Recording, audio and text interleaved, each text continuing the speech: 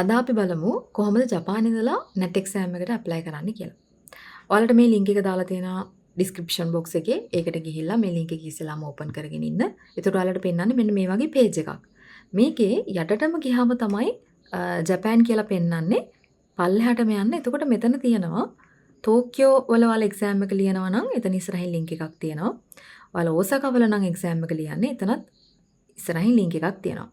අපි ඉස්සලාම මේ link එකට ගිහිල්ලා බලලා ඉමු මොනවද තියෙන විස්තර කියලා. ඒ link එකට ගියාම ඔයාලට open වෙන්නේ මෙන්න මේ වගේ page එකක්. මේ page එකේ පහළ ගොඩාක් විස්තර තියෙනවා. මේ විස්තර කොහෙද location එක කොහෙද test fee එක කොහොමද මේ හැම විස්තරයක්ම මෙතන පල්ලෙහාට ගියාම තියෙනවා.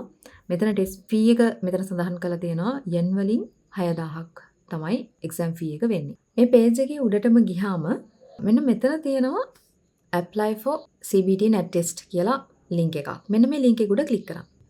දැන් ඔයාලට පෙන්නන්නේ මෙන්න මේ වගේ page එකක්. මෙතන ඔයාලගේ email address එක සඳහන් කරන්න තැනක් තියෙනවා. මෙතනින් දැන් ඔයාලගේ email address එක නිවැරදිව සඳහන් කරලා මේ send කියලා කියන බටන් එක උඩ click කරන්න. දැන් ඔයාලට මෙන්න මේ වගේ mail එකක් ඇවිල්ලා ඇති. මේ mail එකේ පහළම තියෙන මේ link එක උඩ click කරන්න. දැන් ඔයාලට පෙන්නන්නේ මේ වගේ page එකක්. මෙතන තියෙන details ටික fill කරගෙන යන්න තමයි තියෙන්නේ. country එක මෙතන ඉබේම ඔයාලට පෙන්නනවා ජපාන් කියලා.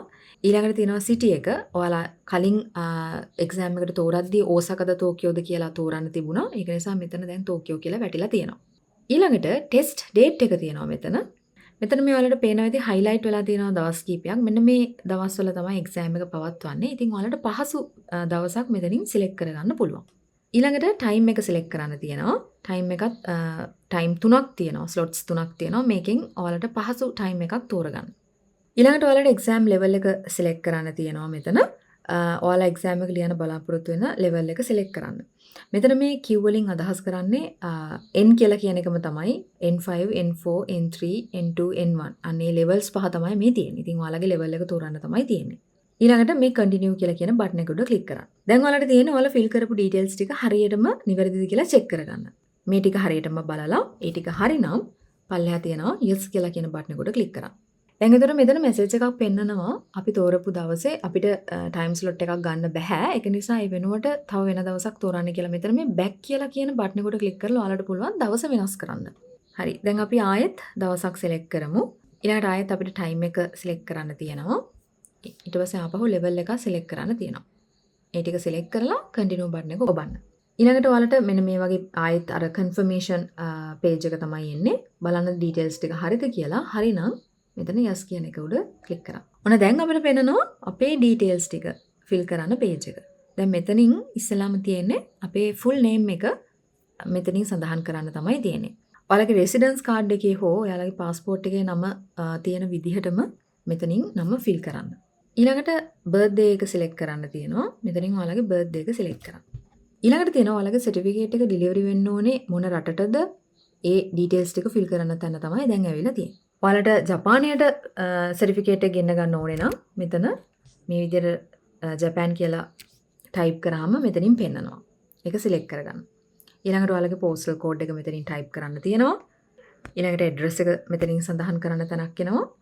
ඊළඟට ඔයාලගේ වැඩ කරන phone number එකක් මෙතනින් සඳහන් කරන්න. ඊළඟට ඔයාලගේ email address එක කලින් එක මෙතනින් වැටිලා තියෙනවා.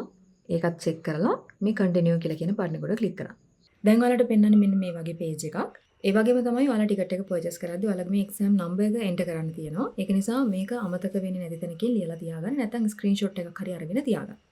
අපි එහෙනම් දැන් ටිකට් එක purchase කරමු. මෙතන ඔයාලට link එකක් පේනවා ඇති. මෙන්න මේ link එක උඩ click කරා නම් හරි.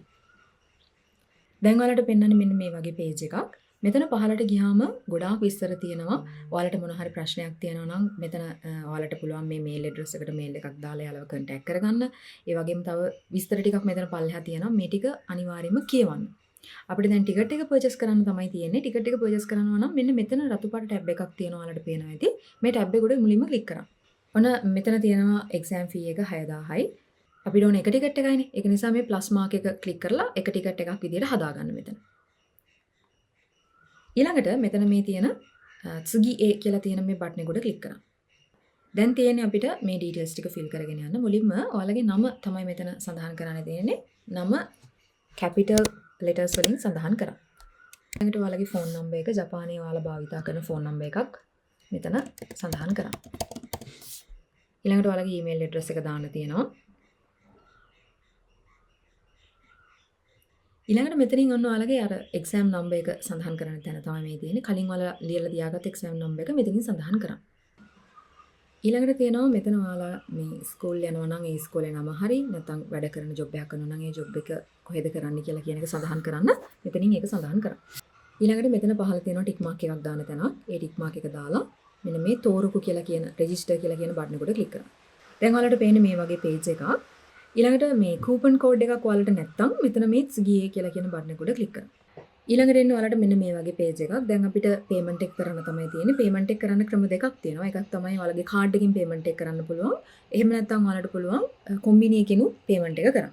ඊළඟට මෙතන තියෙනවා ටික් මාක් එකක් දාන්න තැනක්. මේ ටික් මාක් එක දාලා මුලින්ම අපි බලමු ක්‍රෙඩිට් කාඩ් එකකින් කොහොමද පේමන්ට් එක කරන්න කියලා. හරි. මෙතන තියෙනවා ඔයාලගේ කාඩ් ඩීටේල්ස් ටික දාන්න තැන. මුලින්ම තියෙන කාඩ් නම්බර් එක දාන්න. ඔයාලට දැන් පේන විදිහට මෙතනින් ඔයාලගේ කාඩ් එකේ තියෙන නම්බර් එක සඳහන් කරන්න. ඊළඟට තියෙනවා එක්ස්පයර් ඩේට් එක සඳහන් කරන තැනක්. මෙතන මාසයයි අවුරුද්දයි සඳහන් කරන්න නිවැරදිව කාඩ් එකේ තියෙන විදිහට බලලා. ඊළඟට මෙතන තියෙනවා ඔයාලගේ කාඩ් එකේ සිකියුරිටි කෝඩ් එකක් තියෙනවනේ. අන්න ඒ කෝඩ් එක තමයි මෙතනින් සඳහන් කරන්න තියෙන්නේ. ඒ ටික සඳහන් කළාට පස්සේ මෙතන තියෙනවා මේ ටික් මාක් එකක් දාන තැනක්. මෙතන මේ ටික් මාක් එක දාලා ඊළඟට මෙතන මේ තියෙන බටන් එක උඩ ක්ලික් කරන්න. මේක ක්ලික් කරාට පස්සේ බැංක් එකකින් ඔයාලට OTP කෝඩ් එකක් එන්න පුළුවන්. එහෙම වුණොත් ඒ කෝඩ් එක ඔයාලට ෆිල් කරන්න තැනක් වෙන්නයි. එතන ඒ OTP කෝඩ් එක ෆිල් කරලා ඕකේ කරා නම් ඔයාලගේ පේමන්ට් එක කම්ප්ලීට්. දැන් අපි බලමු කොහොමද කොම්බිනි එකකින් පේමන්ට් එක කරන්න කියලා. මෙතනම තියෙනවා උඩින් ඔයාලට පේනවා ඇති කොම්බිනි ශිහරයි කියලා තැනක්. මෙන්න මේ ටික් එක උඩ ක්ලික් කරන්න. එතකොට ඔයාලට මෙන්න මේ විදිහට පෙන්නනවා. මෙන්න මෙතන සඳහන් වෙනවා කොම්බිනි එකකින් පේමන්ට් කරනවා නම් වැඩිපුර yen 220ක් කැපෙනවා. එතකොට ඔයාලට සිලෙක්ට් කරන්න තියෙනවා ඔයාලා ලෝසන් එකෙන්ද, ෆැමිලි මාර්ට් එකෙන්ද, මිනි ස්ටොප් එකෙන්ද, සෙයිකෝ මාතෝ කියලා කියන එකෙන්ද පේමන්ට් එක කරන්න කියලා ඔයාලට සිලෙක්ට් කරන්න තියෙනවා. ඔයාලා පේමන්ට් එක කරන කොම්බිනි වර්ගය සිලෙක්ට් කරන්න. ඊළඟට මෙතන පෙන්නනවා ඔයාලට කොම්බිනි එකෙන් පේමන්ට් එක කරනවා නම් මෙන්න මේ ඩේට් එකේ මෙන්න මේ වෙලාව වෙනකොට ඔයාලා පේමන්ට් එක කරලා තියෙන්න ඕනි. ඊට කලින් අනිවාර්යයෙන්ම පේමන්ට් එක කරන්න. හරි. දැන් ඔයාලගේ මෙතන ආයෙත් විස්තර ටිකක් ෆිල් කරන්න තියෙනවා. මුලින්ම නම සඳහන් කරන්න කියලා තියෙන තැන මෙතන ස්පේස් මොකුත් නැතුව තමයි නම සඳහන් කරන්න තියෙන්නේ. අපි මෙතනින් නම සඳහන් කරමු. කැපිටල් ලෙටර්ස් වලින් නම සඳහන් කරන්න. ඊළඟට මෙතන තියෙනවා ෆුලිංගන වලින් නම් සඳහන් කරන්න. දැන් අපි කතකන අකුරු වලින් මෙතන නම සඳහන් කරමු. එතනත් කිසිම ස්පේස් එකක් තියන්නේ නැතුව නම සඳහන් කරන්න. ඊළඟට තියෙනවා මෙතන ඔයාලගේ ෆෝන් නම්බර් එක. ඔයාලා ජපානයේ භාවිතා කරන ෆෝන් නම්බර එක සඳහන් කරන්න.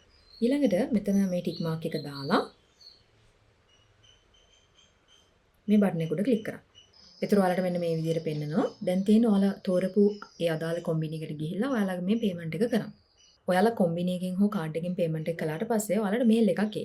ඒ මේල් එකේ ඔයාලගේ එක්සෑම් එක තියෙන දවස, වෙලාව, ඒ වගේම ලොකේෂන් එක ඔය සියලුම විස්තර සඳහන් වෙලා තමයි ඔය මේල් එකේ එන්නේ. ඒතර මේ මේල් එකේ print out එකක් අරගෙන විනාඩි 30කටවත් කලින් එක්සෑම් එක දවසට ඔයාලගේ එක්සෑම් එකේ තියෙන ස්ථානයට යන්න.